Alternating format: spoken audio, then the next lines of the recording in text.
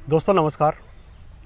आज हम लोग वैशाली में हैं और यह प्रांगण जो है ये विश्व शांति स्तूप का प्रांगण है। बुद्ध का ये इलाका है और बुद्ध के इलाका में जब आप आते हैं तो आपका ज्ञान मार्ग पर अपने आप जो आभामंडल है वो विकसित हो जाता है और उसी ज्ञान आभामंडल को और विकसित करते हुए थोड़े ज्योतिषी की ओर हम लोग आगे बढ़ते हैं। और आज हम लोग की जो परिचर्चा है वह राहु पे केंद्रित है। राहु, जहाँ तक मुझे पता है, हमारे साथ विशेषज्ञ मौजूद हैं। जब इनका परिचर्चा आ गया तो आपका स्वागत है रंजीत जी। राहु से अगर मुझे जहाँ तक पता है, जो आपसे ही मैंने सीखा है परिचर्चा में, कि यह अल्प समय में आपको बहुत कुछ दे सकता है। बिल्कुल। और फिर कुछ ही समय में हो सकता है कि वो आपसे छिन भी जाए। तो बहुत जल्दी सफलता और बहुत जल्दी असफलता में भी कन्वर्ट होना राहु का है, यानी अस्थायी परिणाम नहीं देता है। लेकिन अगर राहु को भी साधा जाए या राहु पे आपकी पकड़ हो जाए तो सफलता का मार्ग बहुत ही आसान हो जाता है। और राहु थोड़ा विचलित भी करता है, तंग भी करता है। और राहु का जब भी नाम आता है तो केतु का भी नाम आता है। तो केतु पे थोड़ा सा उसके लिए अलग से एपिसोड हम लोग बनाएंगे। लेकिन फिलहाल जो आज जिस ग्रह पे हम लोग का चर्चा है वह राहु से जुड़ा हुआ है। तो आज हमारे सुनने वाले को आप क्या बताने वाले हैं राहु से जुड़ा हुआ? देखिए, जो नवग्रह की जो श्रृंखला चल रही है, जो सीरीज हम लोग लगातार कर रहे हैं, उसमें हम लोग 7 ग्रहों पे हमारी चर्चा पूर्ण हो चुकी है और अब आखिरी के 2 ग्रह हमारे पास बच जाते हैं। वो एक राहु और दूसरा केतु। ये 2 ग्रह हमारे पास बचे हुए हैं। अभी तक जो 7 ग्रहों की हम लोगों ने चर्चाएं की वो सभी ग्रह थे। ये दोनों ग्रह नहीं, छाया ग्रह। अच्छा। लेकिन फिर भी इनको ग्रह की संज्ञा दी गई है। राहु को अंग्रेजी में क्या राहु ही कहा जाता है? राहु। ठीक है। और केतु है, राहु और केतु। तो अगर वेस्टर्न एस्ट्रोलॉजी की बात करेंगे तो स्नेक हेड है ये राहु। ड्रैगन हेड कहिए आप। चाइनीज़ की जो भी आपका एस्ट्रोलॉजी है वहाँ पे लोग इसको ड्रैगन हेड बोलते हैं और केतु को टेल बोलते हैं, पूंछ बोलते हैं। जी। तो राहु और केतु, देखिए, चर्चा का विषय इम्पोर्टेंट इसलिए है कि अभी तक हम लोगों ने सिर्फ ग्रहों को जाना था। ये ग्रह नहीं है, ये छाया ग्रह है। अब छाया को समझना, छाया के माया को जानना थोड़ा डिफ़िकल्ट है। जिस तरह से छाया को समझना डिफ़िकल्ट है, उसी तरह से राहु और केतु को आपके जीवन में जो एक्टिविटीज़ होंगी उसके कारण, जो भी आपके जीवन में उथल पुथल होगा उसके कारण, उसको थोड़ा समझना डिफ़िकल्ट है। कारण भी इसके पीछे, कारण यही मैंने कहा कि ये छाया ग्रह नहीं है। अब देखिए, छाया ग्रह का खूबी क्यों है, ये छाया ग्रह किस तरह से काम करता होगा। देखिए, छाया के पास अपना कोई अस्तित्व नहीं है जी। आपका ही छाया हो सकता है, किसी और का भी हो सकता है छाया। तो छाया छाया है। तो राहु क्या करता है कि राहु जिस ग्रह में, जिस घर में बैठ जाता है, जिस ग्रह के साथ बैठ जाता है, उसके सभी गुण को अपने अंदर लेने का कोशिश करता है। अच्छा। एब्जॉर्बर है ये। जिस घर में बैठ गया, जिस राशि में बैठ जाता, उस राशि की तरह अपना बिहेवियर चेंज करने की वो कोशिश करता है। तो इसीलिए इस पूरे 9 ग्रहों में राहु का स्थान बहुत ही स्पेशल भी है। हम इसको इग्नोर कर नहीं सकते। और ख़ास करके अभी के समय में, कलयुग के समय में, जो अभी का दौर है, अभी के दौर में राहु बहुत इम्पोर्टेंट है। और जब भी ज्योतिषी की चर्चा होती है तो कुछ चीज़ों को लोग बहुत याद करते हैं। एक शनि, एक राहु, एक केतु, ये सब मतलब आम लोगों के जुबान पे ग्रह है। बाकी जो जुपिटर है, सूर्य है, तो इस पे कम चर्चा होती है। मतलब कि लोग ज़्यादा, अच्छा, जब भी इन चीज़ों का मैंने बखान किया, उनकी चर्चा जब होती है तो परेशानी के रूप में ज़्यादा होती है। बिल्कुल, आपने सही कहा। क्योंकि अगर हम देखते हैं ना, तो एक जो ग्रह है, अशुभ ग्रह की जो संज्ञा दी जाती है, अशुभ ग्रह या फिर खराब ग्रह, ऐसे आप समझ सकते हैं, जिसके महादशा में, जिसके समय में आपके साथ कुछ ना कुछ लाइफ में उथल पुथल आएगी। ये मैंने पहले ही सीरीज में कहा था कि कोई ग्रह खराब नहीं है। उसका अपना एक बिहेवियर है, अपना उसका एक स्टाइल है, अपने काम करने का एक तरीका है। तो राहु का जब भी आपके जीवन में महादशा आती है, दशा आती है, अंतरदशा आती है, जब आप उसके समय से गुजर रहे होते हैं, तो ये सब दिक्कतें आपके लाइफ में आएंगी। क्यों? इसलिए आएगी क्योंकि राहु आपको कभी शांत रहने नहीं देगा। राहु का मतलब है कि आपके अंदर कुछ रूपांतरण करेगा वो। अब ये आपको सतर्क रहना है, आपको समझना है राहु को। अगर आप समझ जाते हैं राहु को, ऊर्जा को उसकी आप समझ जाते हैं, तो राहु आपके लिए योग कारक बनेगा, आपकी लाइफ को चेंज कर सकता है। जैसे अगर आइंस्टाइन की बात करें, आइंस्टाइन के लग्न में राहु बैठे। अब लग्न में राहु, कहा जाता है कि अगर लग्न में राहु तो व्यक्ति जो है एकदम अशांत रहेगा, एक समान रूप से कहा जाता है। लेकिन अशांत वो कब रहेगा, इसके लिए हमको पहले राहु को समझना होगा। अगर राहु के जैसा आप बिहेवियर है आपका, तो वो आपको अशांति नहीं देगा। क्योंकि देखिए बिना राहु के एक चीज़ तो बहुत सारा आज का जो ज्योतिष विज्ञान है उसमें राहु को लेके बहुत सारे भ्रम हैं, बहुत सारे गलत विचार भी हैं कि राहु की दशा आएगी या राहु आएगा तो बहुत ख़राब करेगा। लेकिन मैं आपसे कहूँ ना कि जितने भी बड़े योगी हैं, चाहे विवेकानंद की बात करें, रामकृष्ण परमहंस की बात करें, या जो भी अभी बुद्ध तक के परांगण में है तो इनकी बात करें, वो बिना राहु के आप उस स्टेज तक नहीं पहुंच सकते। यानी माया जब तक दिखाया नहीं जाएगा तब तक माया जाल को आप भेद नहीं पाएंगे। हाँ, अब देखिए इसको हमने क्यों कहा ये बात कि आपका भी बात सही है कि ये तो माया है, राहु एक माया है। जी जी। लेकिन इल्यूजन जिसको आप कह सकते हैं, एक इल्यूजन है राहु। तो होता क्या है कि राहु ना आपका बियॉन्ड द बाउंड्री, आपकी जो सीमा है, आपकी सीमा आखिरी कहाँ होती है, वो अगर कोई ग्रह ले जा सकता है आपको। जैसे कि कोई एक व्यक्ति है, एक सामान्य व्यक्ति है, पर्वत पे नहीं चढ़ता, पर्वतारोही नहीं हो सकता। आपने सुना होगा, मैंने कहीं कहानी में सुनी थी कि एक महिला थी जिसके पैर कट गए थे दोनों। जी जी। वो आर्टिफिशियल पैर को लगाती है और लगा के माउंट मतलब एवरेस्ट पे वो चढ़ाई होती चढ़ती है। तो ये कैसे संभव हुआ होगा, ये कोई और ग्रह से संभव नहीं है। एक्सपेंशन, देखिए राहु एक्सपेंशन का कारक है, एक्सपेंड करता है आपको। तो ये उनके चार्ट में राहु की स्थिति काफ़ी अच्छी रही होगी। तो राहु आपको ना आपके बाउंड्री को तोड़ने में हमेशा मदद करता है। इसको लिए आप कह सकते हैं ये ऑर्थोडॉक्स प्लेनेट नहीं है, ये संस्कार को भी नहीं मानता। आज के समय में अगर आप कहते हैं ना कि बाउंड्रीज़ को फॉलो, अगर कोई व्यक्ति जो बाउंड्रीज़ को फॉलो नहीं कर रहा, क्लास में अगर आप कई बार आप क्या देखेंगे, कुछ लोग हैं, कुछ विद्यार्थी हैं, वो नियम को नहीं मानते, हमेशा नियम के खिलाफ चलते। तो उसी तरह से जो ग्रहों का ये 9 प्लेनेट है ना, जो नियम को नहीं मानता, जो एक बाउंड्री को फॉलो नहीं करता, उसमें राहु भी है। वो राहु है जो बाउंड्री को फॉलो नहीं करता। लेकिन एक बात याद रखिए, अगर बुद्ध बाउंड्री को फॉलो किए होते तो बुद्ध नहीं बनते। जी, ज्ञान यही छुपा है, ज्ञान यही है कि रूल को जो ब्रेक करता है वही नया ट्रेंड सेट करता है। नई ट्रेंड सेट कर सकता है, क्योंकि जो विपरीत धारा के विपरीत जो चलने की जो क्षमता है वो सिर्फ राहु के अंदर है। और जो भी लोग धारा के विपरीत चलने का साहस कर पाते हैं लाइफ में, यानी कि करेज, तो वो सिर्फ राहु के कारण, राहु की ऊर्जा के कारण वो कर पाते। ये उसका एक सकारात्मक पक्ष है। लेकिन कई बार क्या, अगर आप इजाजत दे तो राहु के महिमा मंडन में 2 पंक्ति मैं सुना दूं कि ली के छोड़ 3 चले, शायर, शेर और सपूत। भाई शायर भी ऐसे ऐसे चीज़ों पर लिखता है जो कोई नहीं सोचता है। शेर अकेले ही चलने का आदि होता है, और सपूत यानी वीर आदमी वो आगे हट के। तो राहु के प्रशंसा में ये काफ़ी मुझे लगता है कि है।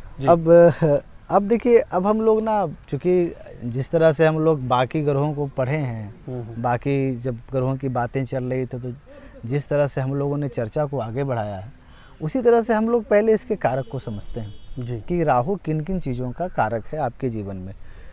तो देखिए, राहु जो कारक है आपका, सबसे बड़ा चीज़ जो मैं आप लोगों से कहना चाहूँगा कि राहु आपकी जिद का कारक है। जिद, हाँ, जो पैशन है आपके अंदर, पॉजिटिव जिद। हाँ, पॉजिटिव भी हो सकता है, वो नेगेटिव भी हो सकता है। वो डिपेंड करता है कि आपने राहु के ऊर्जा को किस तरह से इस्तेमाल किया है।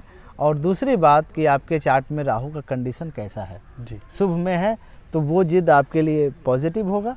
अगर थोड़ा अशुभता के साथ में है बैठा हुआ राहु, तो वही जिद आपका नेगेटिव भी हो सकता है। लेकिन कारक पैशन का राहु है। राहु आपका इल्यूजन है, ठीक है, माया। हाँ, इल्यूजन। कभी कभी आपको क्या लगता है कि आपके अंदर क्षमताएं बहुत ज़्यादा है, ठीक है। हो सकता है कि किसी बाहरी व्यक्ति को आपके अंदर की क्षमताएं ना दिखे, उसको लगे कि नहीं, इसके अंदर तो कोई क्षमता है ही नहीं, बिल्कुल नहीं। लेकिन अगर आपको बार बार वो लग रहा है नहीं हमको ये करने का क्षमता है, तो इसका मतलब आप राहु की ऊर्जा आपके साथ अभी काम कर रही है, वर्किंग है। जैसा मैंने कहा, ये छाया ग्रह है। तो छाया ग्रह होने का मतलब क्या है कि फोटोग्राफी, ये जो हो रहा है अभी, ये राहु ही है, ये राहु है। ये वीडियो बनना है, ये रिकॉर्डिंग, माइक, फोटोग्राफी, इंटरनेट। तो अगर आपके चार्ट में राहु किसी के चार्ट में बहुत अच्छा होता है तो वो व्यक्ति ना वीडियोग्राफी, ऑनलाइन, इंटरनेट, इस तरह का जो भी चीज़ें हैं उससे वो कनेक्ट हो सकता है। ठीक है, वो आप उसमें से आपको उसका लाभ मिलेगा। राहु रेडिएशन का भी कारक है। जी। जितने तरह के रेडिएशंस हैं, जिससे भी चीज़ें रेडिएट होकर निकल रही है, जैसे कूलर है उससे भी रेडिएशन निकल रहा होगा, फ्रिज है, तो जहाँ जहाँ से रेडिएशंस निकल रहे हैं वो राहु है। देखिए वो क्यों है, क्योंकि आप उसको देख नहीं सकते, छाया राहु को आप नहीं देख पाते। ठीक है, तो वो जहाँ पे आप उसको देख नहीं पाते, बट वो आपके लाइफ को सकारात्मक रूप से या फिर नकारात्मक रूप से इम्पैक्ट करने के लिए आतुर है, तो वहाँ पे राहु आपका काम करता है। तो एक तो ये है।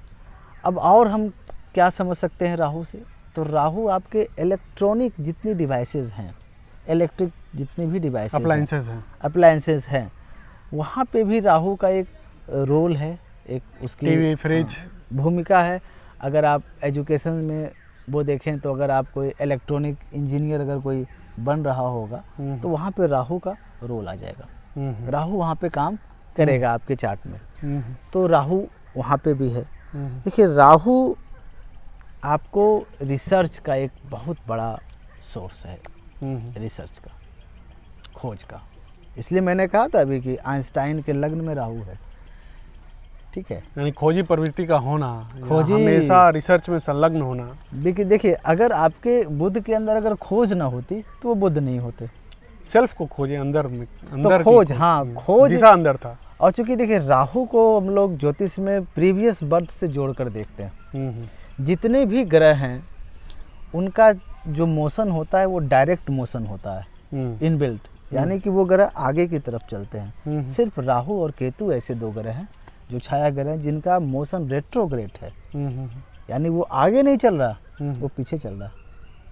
अच्छा, यानी मोशन को चैलेंज दे रहा है एक तरह से। हाँ, मोशन को चैलेंज विपरीत धारा की तरफ बढ़ना। इसलिए यहीं से एक डिकोडिंग बात है कि अगर आपको विपरीत धारा में जाना है, कुछ ऐसा करना है जो ऑर्थोडॉक्स नहीं है, अनऑर्थोडॉक्स, या फिर आप ऐसे समझ सकते हैं जो एक समाज का जो एक संस्कार है, एक परिवार का, एक देश का जो एक नियम है, जो कानून है, अगर उसके खिलाफ अगर कोई कार्य करने की क्षमता आपके अंदर बिल्ट हो रही है, तो वहाँ पे जो ऊर्जा काम कर रही होगी वो राहु की ऊर्जा काम कर रही है, उसके हित से आपको वो चीज़ें प्राप्त हो रही है। तो राहु का जो एक सकारात्मक भी है, ये नकारात्मक भी है, ये आपका इल्यूजन भी है। इल्यूजन में तो आप भ्रमित हो सकते हैं। ये माइंड में देखिए, अब इसको और थोड़ा समझना हो ना राहु को, तो इसको हमको कहानी से समझना पड़ेगा। जी, सुना है आपकी कहानियाँ बहुत रोचक होती हैं, और जो लोग एंजॉय कर रहे हैं बने रहें। जी, कहानी में क्या है कि आपने सुना होगा कि समुद्र का वो मंथन हुआ, क्षीर सागर का मंथन होता है रत्न प्राप्ति के लिए, अमृत प्राप्ति के लिए। मंथन हो गया, कंप्लीट हुआ। शनि वाले एपिसोड में ये कहानी चल चुकी है। अगर आप लोग इसका और भी परिप्रेक्ष्य सुनना चाहें तो शनि वाले में आप जा सकते हैं। जी, तो जब आपकी बातों को मैं बहुत गौर से सुनता हूँ, आपको ये ध्यान रहना चाहिए, और सारी चीज़ों को मैं करेक्ट करने की कोशिश करता हूँ। तो जब समुद्र का मंथन हुआ तो समुद्र के मंथन के बाद अमृत की प्राप्ति हो गई। लेकिन अब ये था कि विष्णु ने सोचा कि भाई अब कैसे सबको डिस्ट्रीब्यूट किया जाए। अगर ये डिस्ट्रीब्यूशन का जिम्मा अगर किसी असुर के हाथ में मिल जाएगा तो बड़ा दिक्कत आ जाएगी।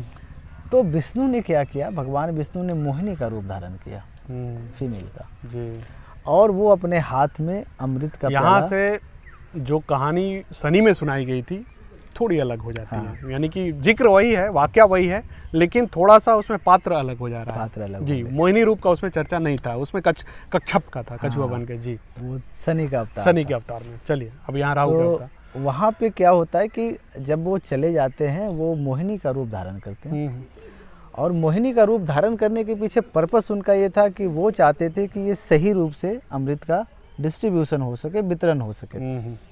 तो वो क्या करते हैं कि अमृत का प्याला लेके देवताओं से वितरण करना शुरू करते हैं। इतना में ही राहु था। अब राहु असुर था।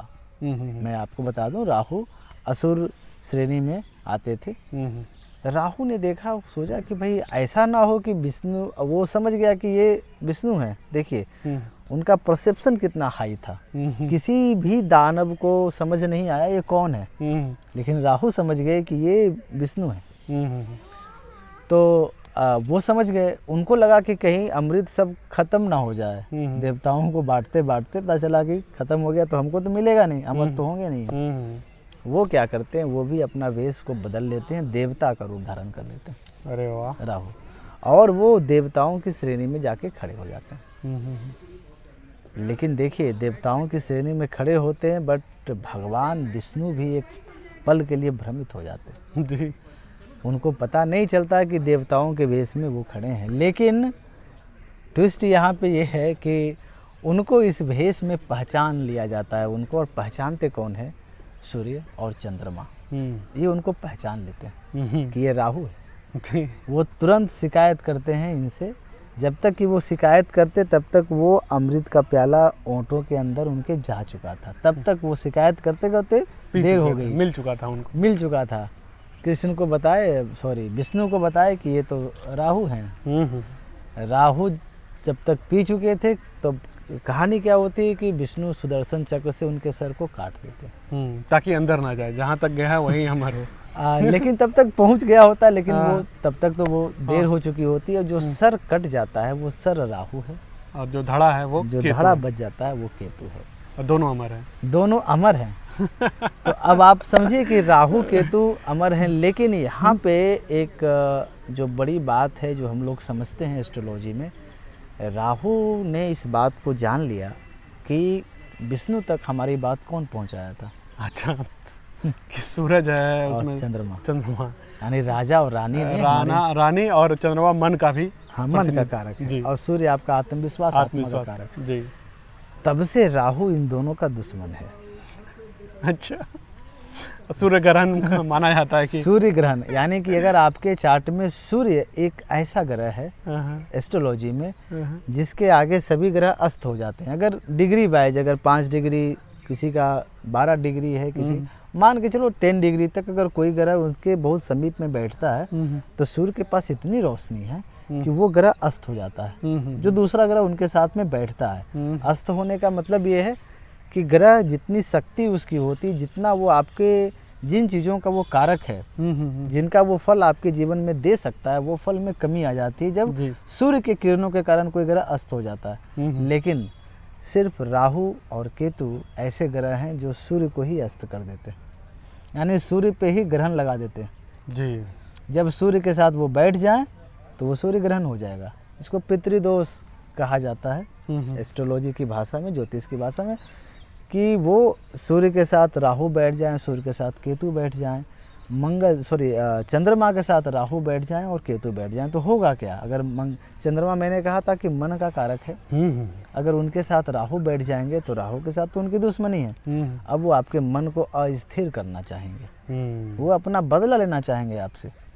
लेकिन यहाँ पे भी और समझना है कि अगर चंद्रमा के साथ भी राहु बैठेगा तो अस्थिर तो करना चाहेगा वो, लेकिन कारण क्या रहेगा उसके पीछे? वो आपको एक्सपेंशन देना चाहेगा, वो आपकी मेंटल शक्ति को बहुत ज़्यादा इंक्रीज कर सकता है, एक्सपेंड कर सकता है। ऐसे व्यक्ति चाहेंगे तो आप ऐसे समझ जाओ कि लाइफ में बहुत बड़ा गेन, सफलता हासिल कर सकते हैं। लेकिन अगर आप डिस्ट्रैक्ट होते हैं तो यही कॉम्बिनेशन आपके लिए आपको बहुत मानसिक तौर से बहुत पागल भी कर सकता है। घातक भी। इसके दोनों पक्ष हैं, पॉजिटिव भी और नेगेटिव भी। उसी तरह से सूर्य के साथ है, सूर्य के साथ भी बैठेगा ये, तब भी आपको प्रॉब्लम करेगा। आपकी किसी से फाइट हो सकती है बार बार लगातार। सूर्य के साथ राहु बैठेगा, सूर्य आपके हड्डियों का कारक है, आपके नेत्र का कारक है, आत्मविश्वास का कारक है। उसमें राहु बैठेगा तो कभी कभी आपको ओवर कॉन्फिडेंस पैदा कर सकता है। सूर्य क्या है? ऑथोरिटी है, किंगडम है, राज्य है। आपको जहाँ पे ऑफिस में काम करते हैं, आपका बॉस है, आपका सीनियर है, गवर्नमेंट है, आपको उससे फाइट हो जाएगी। कैसे? जैसे आप देखो ट्रम्प का चार्ट, ट्रम्प के चार्ट में सूर्य राहु एक साथ बैठते हैं 10वें घर में। आप देखो उनके लाइफ को, एक विवादित, क्योंकि वो आपको, आप देखिए सूर्य राहु साथ में बैठेंगे तो बहुत संभावित है कि आपका नाम जरूर होगा। क्योंकि राहु जहाँ जाएंगे सूर्य के साथ आपको एक्सपेंशन करेंगे, आपको गवर्नमेंट में हायर पद में नाम जरूर करेंगे, लेकिन राहु है अपना बदला वो नहीं छोड़ेंगे। जिस तरह से राहु को उन्होंने बदनाम किया था, आपको एक बार पीक पे पहुंचा के आपको बदनाम करेंगे, ये उनका स्वभाव आएगा। लेकिन बस ये बिल्कुल नेगेटिव नहीं, ये एक पक्ष की बात मैं कर रहा हूँ, दूसरा भी इसका पक्ष है जी। उस पे जब कभी हम लोग कंजुगेशन पे ग्रह कैसे काम करते हैं इस पे जब चर्चा करेंगे तो हम लोग इसको और समझेंगे कि क्या है। तो अच्छा आप ये बताइए, अब हमारे सुनने, ये तो आपने बता दिया, कारक समझा दिया। अब किसी के ऊपर राहु का मतलब कोपभाजन का शिकार है कोई व्यक्ति, या राहु की स्थिति अच्छी है किसी का, ये कैसे लोग जानेंगे? जाहिर सी बात है हम लोग की चर्चा इस दिशा में बढ़ती है। हाँ। स्वाभाविक तौर पर देखिए राहु अच्छा है, इसका तो एक तो ये है कारण कि अगर आप अपने लाइफ को देखिए, अगर आपके लाइफ में राहु, देखिए सडननेस का भी कारक है, sudden gain and sudden loss, इस चीज़ को आपको पकड़ना है, sudden gain and sudden loss. अगर आपके लाइफ में सडन गेन सेवरल टाइम पे हो रहे हैं, लगातार हो रहा है सडन गेन, आप कहीं शेयर में हैं, आपने अचानक से कुछ पैसे का इन्वेस्ट किया, अचानक बहुत बड़ा गेन हो गया आपको, आप कहीं जॉब में थे, आप कहीं छोटे पद पे काम कर रहे थे, किसी की आप पे कृपा हो गई, सहानुभूति हुई, आपका कैरियर बहुत तेज़ी से ऊपर बढ़ गया, आप राजनीति में बहुत अच्छे करने की क्षमता आपके अंदर आ रही है, आपके अंदर प्लानिंग बहुत अच्छा है, क्योंकि राजनीति का भी एक कारक है। क्योंकि देख सकते आप उसको समझिए ना, राहु किस तरह से राजनीति करके दानव से उठकर देवताओं में आके वो अमृत का पान कर लेते हैं। तो यहाँ पे उसके अंदर टैक्टिस है, माइंड का टैक्टिस जी। अगर आप ना किसी के ऊपर दिमागी रूप से हावी हो जाते हैं, आपके अंदर क्षमता है किसी दूसरे को रीड कर लेना, अच्छी रीडिंग है आपकी, सिचुएशंस के आने से पहले अगर आप रीड उसको भली भांति कर लेते हैं, जैसे कि राहु ने कर लिया था, समझ गए थे ये मोहिनी नहीं है, ये विष्णु है। तो अगर आप भी किसी के माइंड को रीड कर लेते हैं, सिचुएशंस को रीड कर लेते हैं आसानी से, तो आपका राहु काफ़ी अच्छा होगा, आपके चार्ट में मजबूत कंडीशन में काम कर रहा होगा। अगर आप अपने माइंड पे कंट्रोल करते हुए नियंत्रण के साथ, मानसिक नियंत्रण के साथ, अगर आप हमेशा लीक से हटकर काम करना चाहते हैं, लीक से हटका रहता है काम आपका हमेशा, आप किसी बाउंड्रीज जो फिक्स बाउंड्रीज हैं, कुछ रिचुअल्स हैं, इनको आप उतना नहीं मानते, लेकिन आप हमेशा एक्सपेंशन की तरफ जा रहे हैं। रिचुअल्स को नहीं मानना अच्छा है या बुरा है, ये अलग बात है, वो समय परिस्थिति और आप कैसे परिणाम लेके आते हैं उस पर निर्भर करता है। तो अगर आपके रिचुअल्स को नहीं मानने से जो परिणाम निकल कर आ रहे हैं वो परिणाम आपके लिए सकारात्मक हो रहे हैं, तो राहु आपका अच्छा है। लेकिन उसी रिचुअल को नहीं मानने से आपके परिणाम भी खराब हो रहे हैं, तब वहाँ पे राहु खराब हो जाएगा। बिल्कुल बिल्कुल। तो ये मैं कह रहा हूँ कि राहु इस तरह के भी चीज़ों को दिखाता है। राहु आपके रिसर्च ओरिएंटेशन को दिखाता है। अगर आपका माइंड रिसर्च ओरिएंटेड रहता है हमेशा, आप किसी चीज़ों को तुरंत एक बार में स्वीकार नहीं करते हैं, आप गूगल पे जाते हैं, वहाँ पे खोजते हैं, किताबों में जाते हैं, वहाँ से ढूंढते हैं, लोगों से बात करते हैं, किसी चीज़ों को बाहर निकालते हैं, तब स्वीकारते हैं, तब यानी कि आपका माइंड रिसर्च ओरिएंटेशन में है, आपका माइंड रिसर्च ओरिएंटेड है, तो वहाँ पे राहु आपका अच्छे से काम कर रहा है, यानी राहु वहाँ पे आपका ठीक है। एक चीज़ तो यहाँ तक हम समझेंगे। राहु अच्छे होने का एक चीज़ और कारक है महत्वपूर्ण, वो ये है कि राहु जब आपका अच्छा होता है तो आपकी लाइफ में आप ना कहीं पे जाके रुकते नहीं है। क्योंकि देखिए एक कहानी जो है, इसको मैं आपको, ये जो मैंने एक कहानी बताया था, इसमें सारा सार था राहु का। देखिए राहु अनसेटिस्फाइड है, असंतुष्ट, जल्दी संतुष्ट नहीं होने वाला। क्यों नहीं संतुष्ट है? क्योंकि उसके पास सिर्फ सर है, वो लाइफ को एक्सपीरियंस करना चाहता है, लेकिन आप लाइफ को एक्सपीरियंस कैसे करेंगे? Through the body, but body नहीं है उसके पास, तो उसका पूरा का पूरा वो हमेशा असंतुष्टि है उसके जीवन में।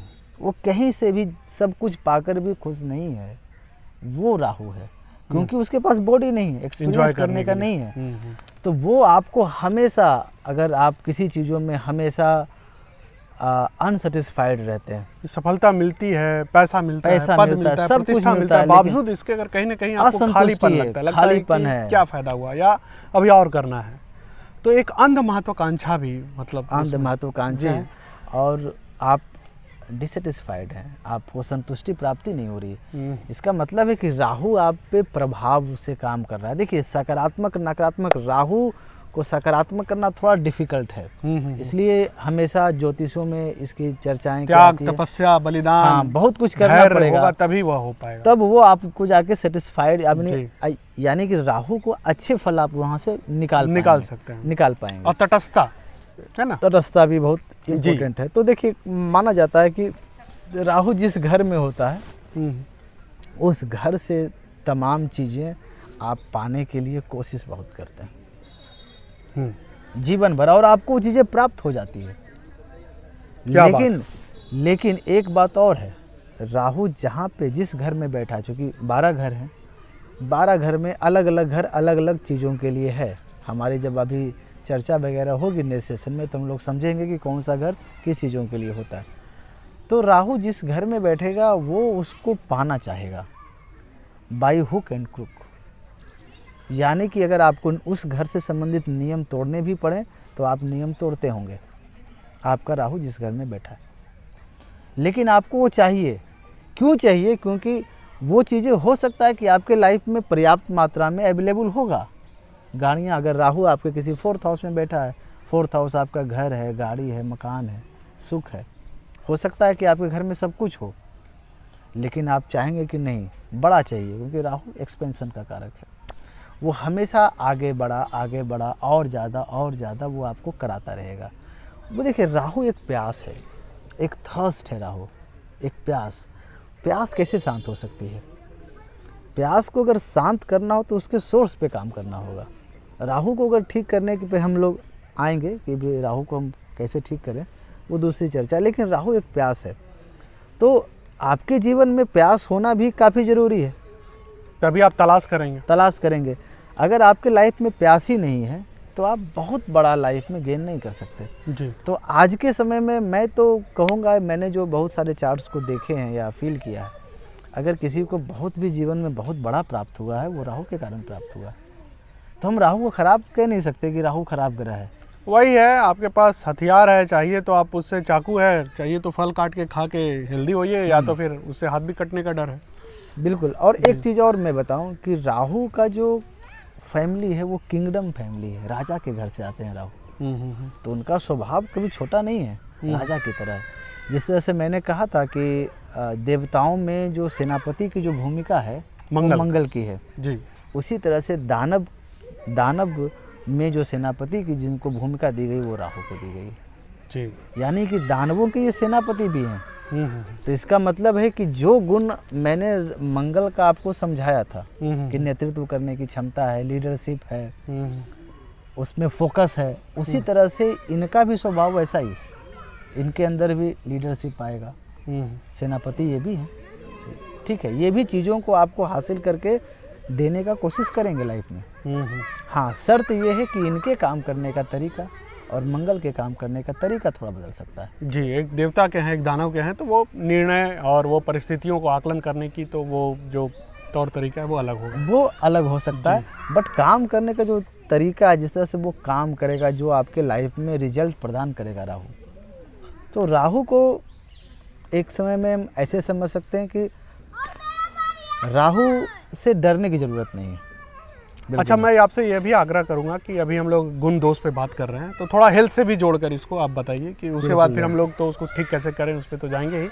तो हेल्थ में क्या क्या कारण? देखिए राहु का काम क्या है कि राहु को एक छाया ग्रह है, तो हम इसको किसी पार्टिकुलर बॉडी से इस तरह से जोड़ के इसको नहीं एक्सप्लेन किया गया। अच्छा, ठीक है, लेकिन हाँ, राहु आपके इनडाइजेशन का कारक हो सकता है अगर राहु चार्ट में बहुत ख़राब है। अब डिपेंड करता है कि राहु किसी को ख़राब करता है, वो खुद ख़राब तो वो है ही। अगर मैंने कहा ना कि अगर वो सूर्य के साथ आपके चार्ट में बैठ जाएंगे तो आपकी आँख, रोशनी, आपके हड्डियाँ, ठीक है, इसमें आपको प्रॉब्लम देने लगेगा। तो जो जिस ग्रह का कारक है अगर उसके साथ बैठेगा वो राहु, तो उसके कारकों को ख़राब करना चाहेंगे। जैसे मैंने बताया था, गुरु लीवर के हैं कारक, आपके स्टमक के कारक हैं, ठीक है, आपके तो अगर कोलेस्ट्रॉल के हैं कारक हैं वो, पेट के भी हैं कारक। तो अगर राहु गुरु के साथ बैठेंगे तो गुरु के जितने भी बॉडी मैंने बताया आपको, एक्सप्लेन किया था, बॉडी पार्ट्स हैं बॉडी, उनमें वो प्रॉब्लम लेकर आएगा। और आप चाहे तो वो सारे वीडियो पढ़े हैं और वीडियो के अंत में उनका एक सीरीज वाला जो है वो हम लोग दे भी देते हैं इंड स्क्रीन के रूप में, आप वहाँ से भी देख सकते हैं। तो राहु को हम इस तरह से हेल्थ के अनुसार से जोड़ के देख सकते हैं। राहु इतना तो तय है कि राहु अगर किसी ग्रहों के साथ बैठता है तो उनके कारक, उनके बॉडी पार्ट में कुछ प्रॉब्लम जरूर लेकर कहने का आशा है कि राहु में वो जो आपने कहा ना कि अवशोषित करने की क्षमता है, जहाँ जिसके साथ आता है उसके सारे गुण को हरने लगता है और फिर वो अपने अनुसार चीजों को करने लगता है। यही है कुल मिलाकर, जिसके साथ गया यानी कि अब उसके अस्तित्व पे संकट आया। संकट। लेकिन अगर आप ना, अगर सपोज अगर आपके लाइफ में आप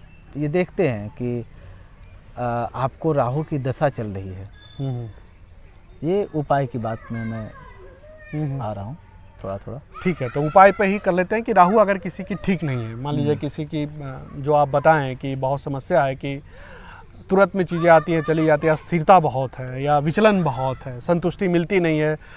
कई लोगों को मैं देखा हूँ कि मेरे पास सब कुछ है, पैसा है, संपत्ति है, नाम भी अच्छा खासा है, लेकिन घर में शांति नहीं है, सुकून नहीं है, अस्थिरता नहीं है, कहीं से कहीं एक विचलन है। तो ऐसी स्थिति के लिए अगर राहु आपने जैसा बताया कि दोषी ठहरता है, तो फिर राहु का निराकरण क्या है, राहु को स्थिर कैसे किया जाए? देखिए, एक तो इसको स्थिर करने का उपाय में जैसे कहें कि अगर आप अपने चार्ट को देखते हैं और अगर आपको ये मालूम चलता है कि अभी आप राहु की महादशा से या अंतरदशा से या सूक्ष्म या प्रत्यांतर किसी तरह की राहु के समय से आप क्रॉस कर रहे हैं या नहीं भी गुजर रहे हों, विचलन आ रहा है, रोग आ रहे हैं, क्योंकि देखिए राहु के जो रोग होते हैं वो आपके पकड़ में नहीं आएंगे, वो छाया ग्रह है, कैसे देखेंगे? तो राहु से अगर परेशान रोग में हैं आप तो डॉक्टर भी फेल कर जाएंगे, वहाँ पे पकड़ नहीं आ पाएंगे, वो छाया है। तो जब भी आप अगर राहु के कारण किसी तरह के रोग या किसी तरह की दशा या आपकी अस्थिरता, चाहे कैरियर हो, चाहे आपका मैरिज हो या कहीं पे भी आपका आ रहा हो, तो आप राहु के कारक को समझिए। राहु का कारक क्या है? अगर आप लाइफ में बहुत शांत पड़ गए हैं, एक 9 to 5 आपकी जॉब चल रही है, आप एक जॉब करते हैं, आराम से स्थिरता आ गई, आप लाइफ में स्थिर हो गए, सेटिस्फाइड हो गए हैं, अब आपको कुछ और नहीं चाहिए, आगे की तरफ नहीं सोच रहे हैं, आप सतर्क हो जाइए, आपके लिए राहु अच्छा नहीं है। अगर आप लाइफ में स्थिर होना चाहते हैं, आपकी ये सोच ही है कि हमको स्थिर हो जाना है, आज नहीं होंगे 2 साल के बाद हो जाएंगे, ये मेंटलिटी राहु के सपोर्ट का नहीं है। अगर आप चाहते हैं कि नहीं हमको स्थिर तो होना ही नहीं है, आगे बढ़ते रहना, कुछ नया आयाम, कुछ नई चीज़ें हमको खोजनी है, रिसर्च करना है, उसमें जानना है, समझना है, रुकना नहीं है, चलते जाना है। अगर आप अगर आगे बढ़ने की प्रवृत्ति के साथ नहीं हैं, कहीं पे ठहरना चाहते हैं, तो आपके लिए राहु खराब है। तो अगर राहु की दशा चल रही हो तो आप अगर सेटिस्फाइड हो गए हैं लाइफ में, उसको तोड़ लीजिए, डिससेटिस्फैक्शन को लाइए। ज़रूरी नहीं कि असंतुष्टि हमेशा खराबी होती है, असंतुष्टि भी ज़रूरी है, क्योंकि इसलिए आपके ग्रह में, आपके चार्ट में राहु की दशा आती है। वो यही दिखाता है कि लाइफ संतुष्टि का नाम नहीं है, असंतुष्ट भी होने पड़ेंगे आपको कई दफ़े, कई बार। तो आपको असंतुष्ट होने को कोशिश करना पड़ेगा, पहला। दूसरा, आप अगर छाया से दूर हैं, फोटोग्राफी, वीडियोग्राफी, इंटरनेट, कम्युनिकेशन, क्योंकि ये कम्युनिकेशन का भी ग्रह है, कम्युनिकेट करता है, जो हमको जोड़ता है ये, तो आपको इससे बहुत दूर नहीं रहना चाहिए। अगर राहु की दशा रही है चल, तो आप कम्युनिकेशन से जुड़िए। आप फोटोग्राफी, अगर आपको शौक वो नहीं भी है तो कहीं जाइए फील्ड में, कहीं फोटोग्राफी कीजिए, वीडियोस को देखिए, वीडियो को बनाइए, चाहे आप उसका कमर्शियल यूज़ करते हो या नहीं करते हो, उससे मतलब नहीं, पर्सनल यूज़ के लिए, हॉबी के लिए। यूज़, आप अपने हॉबी में राहु को लाइए। राहु जैसा करता है वैसा आप करने की कोशिश कीजिए, राहु आपके ऑटोमेटिक आपके कंट्रोल में आने लगेंगे। तीसरी बात क्या है कि मैंने कहा कि राहु के अंदर नेतृत्व भी है, तो वही बात है कि आप थोड़ा सा लीडिंग करना, राजनीति को समझना, निर्णय लेना, और देश के राजनीति में क्या हो रहा है इसमें भी दिलचस्पी लेने लगी अगर आपके राहु खराब है या राहु की दशा में आप चल रहे हैं, क्योंकि ये सब सारे कारक हैं राहु के। जी। तो राहु के कारक से अगर आप डायरेक्टली जुड़ते हैं, रिसर्च करने लगते हैं, ढूंढने लगते हैं, खोज करते हैं। देखिए, खोज कई प्रकार के हो सकते हैं, आध्यात्मिक खोज हो सकती है, आपके जो सिलेबस है, अगर आप स्टूडेंट हैं तो आपका जो सिलेबस है उसमें थोड़ा सा रिसर्च ओरिएंटेशन लेकर आइए। अगर आप कहीं किसी विभाग में काम कर रहे हैं, वहाँ पे भी जो भी पॉसिबिलिटीज़ है रिसर्च की, आप वहाँ से कनेक्ट हो जाइए, जुड़ जाइए, ढूंढने लगिए, खोजिए। तो खोज की अगर प्रवृत्ति आपके साथ है, पैशन है आपके अंदर, जिद है, आप किसी चीज़ों को जिद कीजिए। लाइफ में जिद होना काफ़ी ज़रूरी है, याद रखिए। आपके लाइफ में ऐसा समय ना आए कि आपके पास अब कोई जिद ही नहीं बचा जी। जिस दिन आपका जिद आपके लाइफ से ख़त्म होता जाएगा, राहु आप पे हावी होता जाएगा, ये डेफिनेटली सत्य है। तो जिद को ख़त्म मत होने दीजिए, जिद को जीवित रखिए। एक जिद होना चाहिए आपके लाइफ में कि आपको ये पाना है, ठीक है। हाँ, मैं ये नहीं कह रहा हूँ कि आपका जिद नकारात्मक हो जाए, क्योंकि अगर आप नकारात्मक रूप में जाएंगे तो राहु वही जिद आपके लिए बहुत प्रॉब्लम लेके आ सकता है। जिद सकारात्मक हो। राहु देखिए धुएं का प्रतीक है। तो अगर आपके को लाइफ में ना बहुत प्रॉब्लम आ रही है तो अपने घर में थोड़ा धुआं करने का कोशिश कीजिए। अगरबत्ती जलाइए, हुमाद जलाइए, हुमाद का टाइप का जितना भी धुआं हो सकता है धुआं कीजिए। अगर आप धुआं नहीं करते हैं तो फिर आपको वो धुआं कराएगा, धुआं आपके लाइफ को वो कर देगा। तो अब फिर क्या हो सकता है कि देखिए राहु आपका एडिक्शन है। एडिक्शन भी, मैंने कहा जिद के बाद एक दूसरा इम्पोर्टेंट शब्द मैं यहाँ पे कर रहा हूँ बात, वो है एडिक्शन है, लत है। तो राहु सामान्यतः आपको कई बार कहीं गहरे लत में लेके जा सकता है, जैसे ड्रग्स का लत, स्मोकिंग का लत, शराब का लत, जितने तरह के लत हैं आपको उसमें वो लेके, देखिए वो लेके जाना क्यों चाहता होगा। हम बार बार यही कह रहे हैं कि उसका मोशन डायरेक्ट नहीं है, रेट्रोग्रेड है, वो आपको पीछे से लेके जाना हो चाहता है। सकता है चिंतन की दिशा में ले जाना चाह रहा है, आप उसमें फंस गए।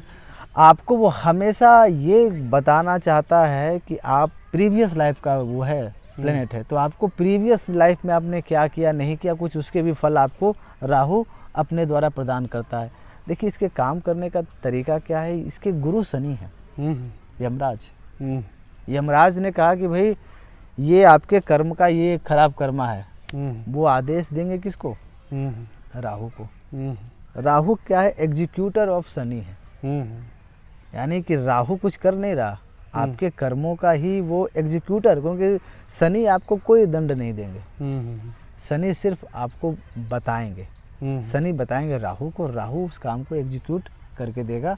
और कौन सा कर्मा कैसा था, जिसको आप कहते होंगे ना चित्रगुप्त, लिखते जो है लेखा जोखा वो केतु कहते हैं, यानी कि शनि राहु केतु ये आपके लिए बहुत प्रॉब्लमेटिक हो सकते हैं। या फिर अगर आपने इसको समझा, इसकी ऊर्जा को जाना और आप सही दिशा में अगर काम करेंगे तो ये आपके लाइफ को, आपकी कहानी स्वर्ण अक्षरों में फिर लिखा सकता है, फिर स्वर्ण अक्षरों में। और मैं कहूँगा कि जिसकी कहानी स्वर्ण अक्षरों में लिखी गई है, ठीक है, मेरे पास 1000 ऑफ चार्ट्स होंगे, आप भी जाइए कहीं पे, कोई साइट है, वेबसाइट है, आप वहाँ से ढूंढ सकते हैं बहुत जो ग्रेट पर्सन्स है। जैसे मैं बात करूं कि महात्मा गांधी का राहु 10th हाउस में, कर्म हाउस में। देखिए कर्म को लेकर उनको कितना जिद है, वो जिद ही था कि वो अफ्रीका में जाते हैं, अफ्रीका से उनको कितना अपमान का सामना करना पड़ता है, वहाँ भी लड़ते हैं, भारत लौटते हैं, भारत में भी वो लगातार एक जिद के साथ रहे हैं चल